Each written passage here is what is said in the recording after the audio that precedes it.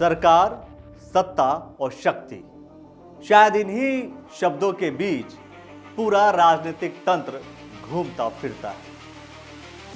आगे आने वाले समय में 2024 में चुनाव है और चुनाव है लोकसभा का।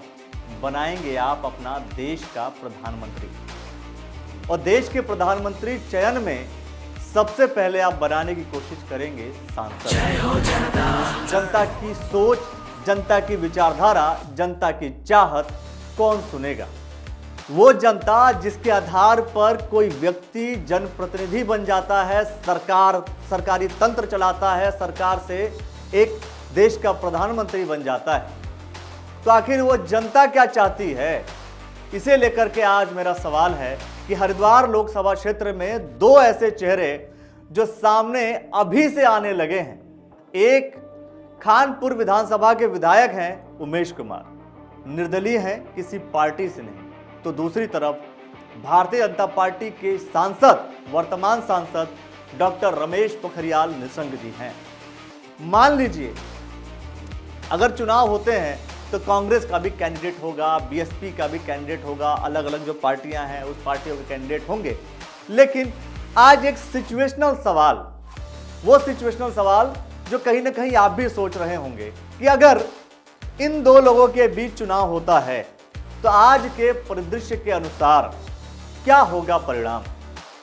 लिख दीजिए कमेंट सेक्शन में और बताइए कि अगर उमेश कुमार जी बनेंगे तो क्यों, और अगर डॉक्टर निशंक बनेंगे तो क्यों। अगर ये दोनों आमने सामने खड़े होते हैं और चुनावी रण बिल्कुल बच जाता है तो इस रण का महारथी कौन होगा? इन दोनों के बीच अगर लोकसभा का चुनाव होता है हरिद्वार क्षेत्र में तो आखिर कौन जीतेगा? कमेंट सेक्शन में अपनी प्रतिक्रिया दीजिए। दो शब्द फिर कहूंगा आपसे, एक होता है दर्शन, एक होता है प्रदर्शन।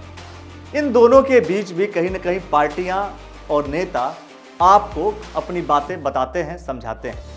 मतलब दर्शन वो जब किसी पार्टी का कोई फिलॉसफी होता है, एक पार्टी की आइडियोलॉजी होती है, उस फिलॉसफी को लेकर के सरकारें, उस पार्टी को लेकर के संगठन आती है। दूसरी तरफ उमेश कुमार की आइडियोलॉजी, उमेश कुमार का दर्शन क्या है उसको भी आप समझेंगे, उस आधार पर भी आप आकलन करने की कोशिश करेंगे। और दूसरी चीज है प्रदर्शन। दर्शन का भी प्रदर्शन करना पड़ता है, तब जनता कहीं ना कहीं नेताओं के बारे में समझती है। तो मैं ये कह रहा हूं कि दर्शन प्रदर्शन के आधार पर आप शक्ति, सत्ता पाने के लिए जो नेता बिल्कुल आपके पास आने लगे हैं, उस आधार पर आपको क्या लगता है इन दो चेहरों में से कौन हो सकता है 2024 में विजयी? किसके पक्ष में आने वाला है बेहतर परिणाम? मैंने कहा कि जनता ही सर्वोपरि है, जनता ही किसी को कुछ बनाती है। इसीलिए मैं कहता हूं जय हो जनता, जय हो जनता, जनता का जय हो। नेता अपना जय करवाते हैं, लेकिन मैं कह रहा हूं कि जनता का जय होना चाहिए। जिंदाबाद तो जनता के नारे लगने चाहिए, क्योंकि आप ही हैं कि आप किसी भी व्यक्ति को सांसद, मुख्यमंत्री, प्रधानमंत्री बनाते हैं। वो आपकी ताकत है। अगर आपकी ताकत है तो आपकी जय होनी चाहिए। इसीलिए मैंने कहा कि आप क्या सोचते हैं इन दो चेहरों के बारे में। अगर ऐसी कभी सर्कमस्टेंसेस बनते हैं, अभी मैंने बात इसके अंदर बीएसपी, कांग्रेस, आम आदमी पार्टी, अन्य किसी दल की बात मैंने की नहीं, लेकिन अगर ऐसी परिस्थितियां बनती हैं, आमने सामने का चुनाव कुछ ऐसा हो जाए कि ये दो चेहरे आपके सामने हों, इन दोनों चेहरों में से किसकी तरफ ज्यादा झुकाव होगा? जय हो जनता। आप वोट कीजिए, आप बताइए हमें कि आखिर आप किसकी तरफ जाना पसंद करेंगे, और शेयर कर दीजिए उन लोगों के पास भी, ताकि बीजेपी के जितने लोग हैं उनके पास भी ये सूचना जाए, वो भी अपनी प्रतिक्रिया दे सकें। जनता, मैं कह रहा हूं कि जनता ही सर्वोपरि है। आप वोट देते हैं तो आप अपने मन की बात कहिए, आप अपने मन की बात कहिए कि आपके लिए पसंदीदा नेता आपके लिए कौन हो सकता है। यह आपके मन की बात होनी चाहिए। जय हो जनता। मैंने कहा कि मन की बात करने का अधिकार आपको है। जितना संविधान बाकी लोगों को अधिकार देता है बोलने का, बाकी लोगों को अधिकार मिलता है कुछ कहने का, वो अधिकार तो आपको भी मिलना चाहिए।